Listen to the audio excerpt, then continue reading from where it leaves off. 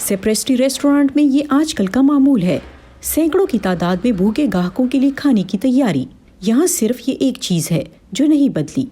Europe की दूसरी जगहों की तरह कोविड-19 की वजह से फ्रांस के रेस्टोरेंट्स बंद हो गए। कोई नहीं जानता कि ये दोबारा कब खुलेंगे। वेटर्स और बावर्ची बेरोजगार हो गए हैं। अब ये यहाँ नए ग्राहकों के लिए रजाकाराना तौर पर काम कर रहे हैं। हम पास्ता अला स्ट्रम्बोलाना बना रहे हैं, टूना मछली, केपर्स और बेसल के साथ। इसके अलावा मशरूम और पार्सली के साथ चिकन भी बनाया है।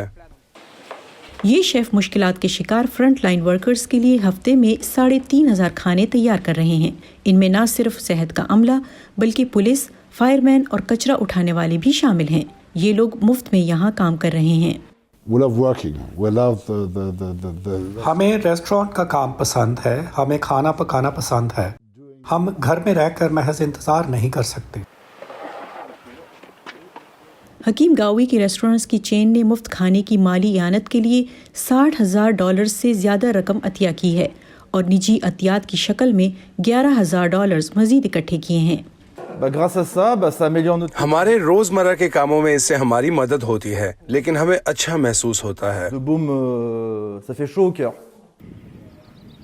लेकिन खैराती काम से बड़े मसले को हल नहीं किया जा सकता। क्या रेस्टोरेंट्स की सनत कोविड के बाद की फेस मास्क और समाजी दूरी वाली ज़िंदगी में अपना वजूद बरकरार रख पाएगी? अगरचे फ्रांसीसी हुकूमत बेरोज़गारी के अखराजात में मदद दे रही है, लेकिन इस सनत को पहले ही अरबों का नुकसान हो चुका है।